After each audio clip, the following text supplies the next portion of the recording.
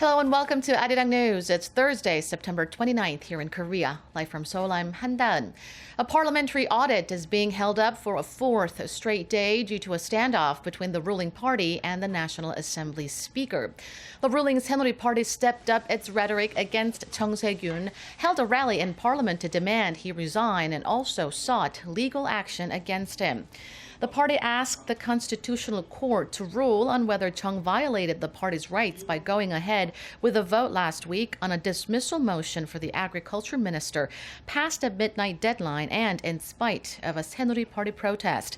The ruling party also asked prosecutors to charge Chung with abusing his authority as speaker. Back at Parliament, only opposition party lawmakers were present on the 12 committees overseeing the audit. A North Korean soldier has defected to the south by crossing the land border between the two Koreas. South Korea's Joint Chiefs of Staff said Thursday the soldier crossed over the military demarcation line at around 10 a.m.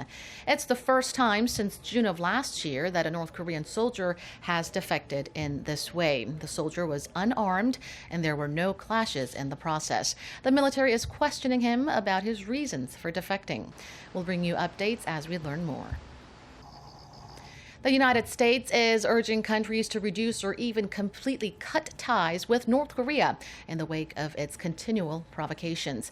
Washington also appears to be actively investigating Chinese companies thought to be doing business with Pyongyang in violation of international sanctions. Kwon So-ah has more. The United States is pressing countries around the world to downgrade or sever their diplomatic and economic relations with North Korea. Speaking at a U.S. Senate committee hearing in Washington on Wednesday, Assistant Secretary of State for East Asian and Pacific Affairs Daniel Russel said U.S. embassies are urging other countries to condemn North Korea's recent nuclear test and take additional actions to pressure the regime. South Korea's foreign ministry said Thursday Seoul has been working closely with the U.S. on sending a strong message to North Korea. North Korea can only change its calculus if an environment is created in which the North cannot normally participate in the international community. That's why South Korea and the U.S. are to use all possible methods of pressure. Speaking at the same hearing as Russell, the State Department Sanctions Policy Coordinator Daniel Fried implied that Washington is continuing its investigation into Chinese entities that may have links to the financing of or provision of materials for Pyongyang's nuclear and missile development. He didn't elaborate on specific probes that may be ongoing.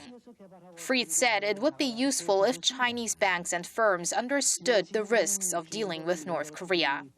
He also mentioned the U.S. is looking into North Korea's coal trade and the country's state airline Air Koryo, as it has curtailed the carrier's activities and restricted its ability.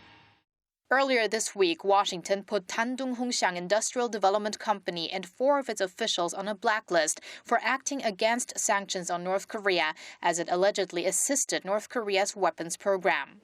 It marked the first time the U.S. slapped sanctions on a Chinese company. Kwon So-ah, ARIRANG News. South Korea's defense ministry could announce the highly anticipated location of the THAAD missile defense system as early as Friday. According to military sources, the ministry has finished its evaluation of 3 possible sites for the deployment of the U.S. system. All that's left is for the South Korean and U.S. governments to approve it. Most experts predict THAAD will likely be deployed at the Lotte Sky Hill Country Club in Seongju, Gyeongsangbuk-do Province.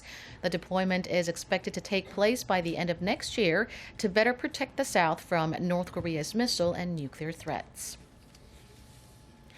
Korea's Constitutional Court ruled today to uphold next year's planned scrapping of the old state-run bar exam. The test, which has long been the only way to enter the legal profession, is to be phased out in 2017 in favor of a U.S.-style law school system and a new attorney qualifying exam. But law student Chung Yun-bum of Kookmin University, who leads a student group against the change, filed a petition with the Constitutional Constitutional Court in March, saying that the National Bar Examination Act is unconstitutional. His argument was that the new system violates the right to equality and to choose an occupation, citing the high cost of attending law school versus studying for a state-administered exam. He said it would discourage lower-income students from pursuing a career in law. However, the court ruled that the changes passed over 9 years ago as part of judicial reform gave students enough notice to reconsider their path and that it is constitutional. Samsung Electronics Galaxy Note 7 will be available for purchase in Korea again starting October 1st, after a massive recall and replacement campaign.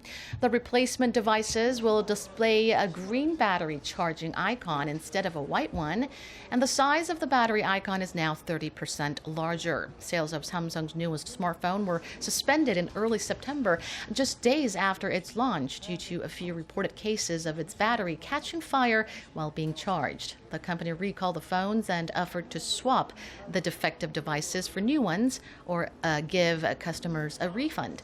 The Galaxy Note 7 will be available for sale in Europe starting on the 28th of October.